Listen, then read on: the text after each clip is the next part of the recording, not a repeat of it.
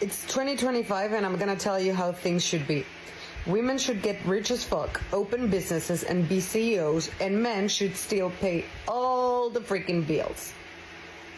They pay for the bill in the house, they pay for the bill for the babies, they pay for all the dinners, they pay. You know, guys, when someone is waving around their finger at me, I really want to just break their arms, you know? But welcome back to the channel, ladies and gentlemen, as we have this imp from Satan himself right here. Let's finish this TikTok, if you have the gut for it. Pay for absolutely everything. You got so many shit to pay for everything you've done, society. You're gonna pay us for bringing babies. Ah, alright. Well, should we pay you by unaliving them as well? Because we have millions of babies unalived by you women. Can we start paying off that debt, and then later we can move on to paying for the ones who survive the womb? Anyway, guys, what a woman. Holy crap. Take a look at her eyes, guys. That stare of just pure arrogance. Holy crap, guys. The hatred styles boiling inside of me when I see that look. There's so many things I want to do to this woman. None of them good, honestly. But before the channel gets banned into oblivion, let's move on to this woman that is asking the question, where are the men? So let's have a listen. And also, guys, like and subscribe. Where are the men? Where are the men? Because why is it any time I'm talking to a man and explaining some kind of injustice that's happened to a woman, at some point we have to say, imagine that was your sister, imagine that was your mum, for them to understand and see the injustice and feel some empathy. But when it comes to women, have you noticed that we've never had to say, imagine that was your dad, imagine that was your brother? We don't have to relate it to somebody that they care about to get them to care, to get them to see the injustice and have some empathy towards the person, the victim in the situation. And I know some women might be like this too, and this might not be all men, but majority of the time, when you're speaking to a man, we have to relate it to somebody they would care about. Like, there's no instinct to protect. There's no instinct of, this is wrong, this shouldn't happen, and to protect anyone. Like, for me, when I see a situation where there's injustice taking place, like where, say there's a man attacking a woman, or even if it's like someone's getting bullied or someone's getting beat up or something like that, if I see something like that, I don't even think this person's bigger than me, or maybe I should be a bit more concerned for my safety, but it's just this literal instinctive reaction to help the victim, to stop this situation happening and just make sure the person is okay. But men are stronger, biologically, physically. You are stronger. You can defend yourself more in a situation like that. And I know some men would jump in a situation like that. I know some men would protect other men, other women, whatever. I know that. But a lot of the time, people just don't care. And of course, you should be concerned for your own safety, but there's no like call for help or do something. Or there's just no sense of like protecting or caring for each other. Like, there was this one time where I was staying with my ex, and the apartment next door to him was this couple. We were woken up at 7 a.m. by noises of a woman screaming. Like, on the other side of the bedroom wall where we were sleeping is this other apartment where this couple lives, and the woman was literally screaming for help. And then she would go quiet and kind of be crying and almost like pleading, kind of not, like, you couldn't make out the words, but that was it was like muffled, but you could very much make that out. And we were both like looking at each other really disturbed, like, what is going on? And then there was times where her screaming got really loud, as if someone's coming at her. That was literally what it sounded like. And it just made me jump out of bed, and I was like, we have to go over there. Like, we have to at least knock on the door, do something to disrupt this situation, because it sounds like someone's life is in danger. Like, we have to do something. And he just looked at me and said, no, we're not getting involved. Like, he was very much disturbed by this, but he was like, no, we're not getting involved in this. And I'm looking at him like, you're 6'1".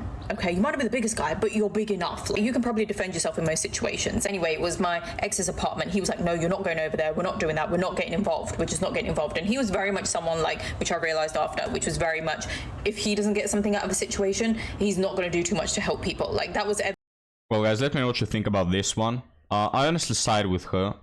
I think that it's your duty as a man to help in these situations. Now, not every situation. You're not Superman over here to defend everyone. You know, Batman over here. But in this situation, yeah, I think you should have gone there. I honestly think it's like an unwritten rule, you know? But let me know what you think, guys.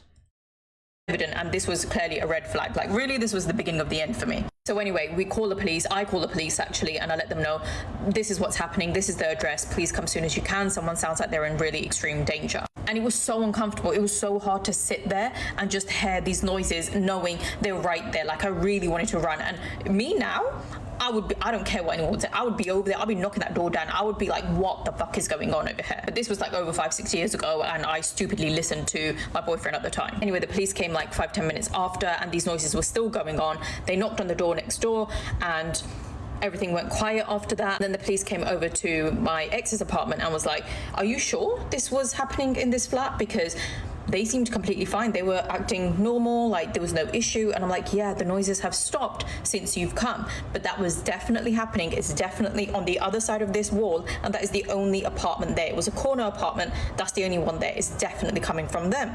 Anyway, the noises did stop after that, so the police showing up clearly scared the man. We didn't hear anything after that. But that knee-jerk response in me, where it was so hard to hold myself back and not go over there. Like, why don't more people have that? Like, I get it if there's a situation where there's lots of people attacking somebody, attacking one person, you might not want to get involved because you know you're going to get battered as well. I get that, but like, do something, call for help. Like, just, like, it wouldn't be physically possible for me to walk past or leave the situation doing nothing. And if more people had that, especially men who know they can defend themselves in that situation, who know they can get together and fight the injustice, like, where are you? Where are the men?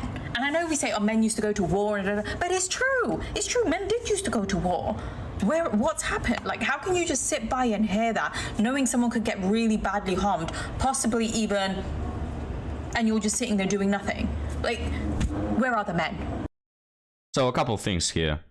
First off, not you, madam. This woman seems reasonable. But many women, you keep hearing how do men protect us? What do men do anyway? We don't live 2 millennia ago where men will fight like a saber-toothed lion to save us. What do men protect us for? That's what they tell, right? So now you expect us to protect you in these situations. You want every man to be a off-duty police officer, to be, you know, balancing the situation all throughout. But then it's all the women who complain that, oh, why do we need men for? They don't even protect us nowadays. No, we still do, right? So there's one thing. The second thing, I forgot the second thing, but there are more things. Yeah, but that's the point. I think you should do it regardless of, like, you should not do it to get praised by women. Personally, guys, I want to be that sort of man, you know, that handles situations. Now, I haven't been in many, to be honest with you, but I honestly feel like it's my duty, you know, and I don't expect some women to be praising me. It's just a bit ironic how then women go on to say that men serve no purpose, when in every situation in life, women subconsciously expect men to handle it, you know. But let me know what you think about this, guys. Do you think that men have the duty to be protecting, well, not only protecting, but, you know, to be taking part of such situations? But now let's move on to article story that is titled "Never Dating Again is the Only Solution, 31 Female." So take a load of this, guys. I read only the first paragraph. I have been in several relationships before. Short-term, long-term, living together, long-distance, serious, not that serious. But the only thing they all had in common is that none of them functioned. Well. I was actually much less happy than when I'm alone. So we have a run through women that's been with half the city. The only reason I want to be dating someone is to share experiences, like traveling together, going to museums, to theater, doing sports together. So just to share the things that make me joy with another person with similar interest. And S3X, of course, otherwise we will just be talking about a close friendship. So sorry, but that is a dumbass way to view relationships, right? It's a dumbass way to view relationships in the sense that, oh, it's just sharing some experiences. Bruh, that's not what relationships are for. I know when people got this idea that life should be comfortable and really easy and convenient all the time, but life has a lot of struggles. And if you marry someone like this, who is with you just because of the theaters and the movie nights and the flowers, she's gonna divorce and dump your ass the moment you are inconvenient to her, right? Which is probably why nothing has worked for her.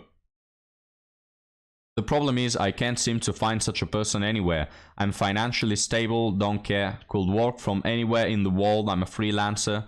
I have traveled quite a lot, so body count probably triple digits, and lived in different countries already. I'm physically attractive and I do my best to stay that way. I have hobbies and interests and don't really have any kind of problems in my life. When I do, I seek therapy to solve them. I have been on and off therapy most of my adult life, but mostly just for life and relationship advice. Whenever I get together with somebody, the issues start. Yeah, right, guys. You think that relationships will be just going to the movies and going to the theaters, but then you get into a relationship and holy crap, there's actually problems to solve. Who will have thought, guys? So she's like, yeah, then I get with someone and the issues just start, you know? Why can't it be perfect all day long? Either the person becomes problematic himself, like giving hot and cold behavior, dragging me down. Well, that could mean anything, right? Gives me the vibes of we're not the best versions of ourselves. Trying to hurt me from very, very early on, victim mentality right here. Tries to sabotage me professionally, again, victim mentality. Dude, ain't nobody care about your work, alright? I don't think that there's some guy out there, I'm gonna sabotage this woman's earnings. Or tries to use me as an ATM. What? In the best case, they just turn me into their personal therapist and unload all their issues on me, waiting for me to fix them. Yeah, how dare you guys open up to a woman? Nothing wrong with it inherently, but yeah, just don't do it, guys. It never works. So I'm not your therapist. Guys, stop opening up to women. They'll never understand you. They'll never comprehend you. They'll never sympathize. They don't care about your problems. They want you to fix them on your own and to keep a smile on your face. They don't want to deal with that crap. There is nothing wrong with the other person expecting help, but it is very tiring when the whole relationship just consists of me trying to pick up somebody all the time. Being a therapist 24/7, and I see no improvement in the person's life to the point that they start to blame me for failing them and pointing at me as the root cause of all their suffering. All I want is just a wholesome relationship with a person who enjoys the same things as I enjoy and wishes to build a future together. Well, it's hard to build a future together when you expect every moment to be like from a Disney fairy tale, right? Yes, we can talk about your problems. Yes, you can. No, you can't. Yes, you can rely on me emotionally and financially. That you can't either. But don't try drain me of all resources, then toss me aside blaming me for all your shortcomings. Has anyone experienced anything similar? What has helped? Well, guys, I gotta emphasize again, and we all know this, right? We all do. But when women try to claim that they've been trying so hard at dating for 20 years and it doesn't work out, it's like, dude, who is the common denominator, right? Like, it's so obvious that you are the one who either can't pick men or can't keep a relationship, right? It's very clear to me. But guys, let's move on to our second article. And this one is crazy. Guy, 27 male, paid off my 21st female rent for a year. $15,000. We have only been on 2 dates. I got my first big girl job 2 months ago as a chemical engineer. I live in the Houston area. My rent after utilities, water, internet, garbage is about $1,500 a month. I make very close to $100K a year on the second date, which was last weekend. I was telling him how I get 2 months free, but the remaining 10 months is when I start paying. I received an email last night from the front office saying, "Thank you for a year upfront payment." I thought it was a mistake, so this morning I went to tell them that I didn't give them $15,000, but they showed me the transaction and I saw his name. I texted him why he did that, and he said he wanted to surprise me and sent me this super long text about how I am an angel and deserve the whole world. I am super creeped out, as I barely know this man and I can afford my own rent. He is a CRNA, I don't know what the hell that is. They make good money, probably $200K or something, but like me, he is also out of school. Well, he has been graduated for 1 or 2 years now, so I imagine he doesn't have $15K just lying around to give to a stranger. So what was he? Was 27. He has been blowing up my phone with texts, just saying how he cares. I appreciate the gesture, but I find this super weird. Any ideas on what to do? So what do you think, guys? I think that yes, this is very weird. Like, dude, this is not your wife. You've been on 2 dates. What the actual shit? But it should be emphasized, right? Because we keep hearing, guys, where are all the good men? When again, they are literally all around. Like, all around. This guy, yes, he did something really weird, let's be honest. But it's not ill It's not, he's not making out of bad will or something. Like, he honestly wants to help you because he likes you. Like, again, most men out there, guys, they want to find a wife, they want to provide her for her, support her, love her eternally in this ceaseless bond. That's what most guys want to do. So women like the previous story of, oh, I'm in my 30s and I still haven't been able to find one man. It's like, shut up, dude. Society is overcrowded with these kind of men. And if you don't see them because they're invisible to you, that's on you. If you keep choosing the same bad boy over and over again, it's on you. Like, we have literal dudes providing $15,000 for a stranger, right? Now, not every second man will do that, but most men are very, very supportive. But let's read some of the comments. What does the public think? It doesn't sound well. If I were you, I will explain the situation, have them send the money back, pay the rent on your own, wish him the best, and block him everywhere.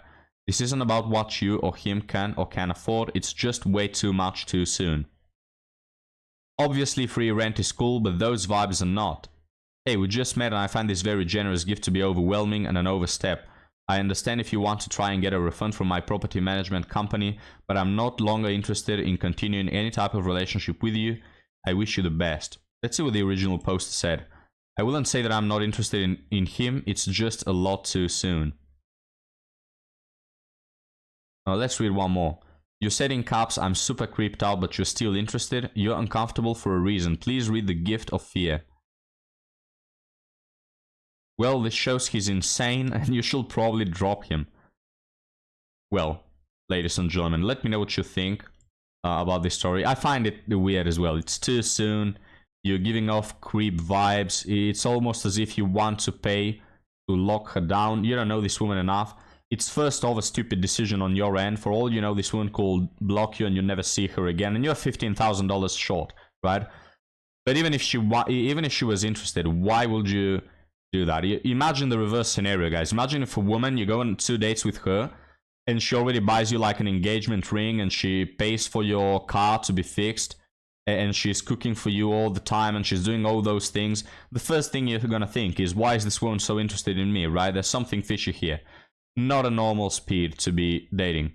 But anyway, guys, let me know your opinions on both articles. Thank you for joining me, and Ampu. He sends his regards, and I'll be happy to see you next time, guys. Have a good one.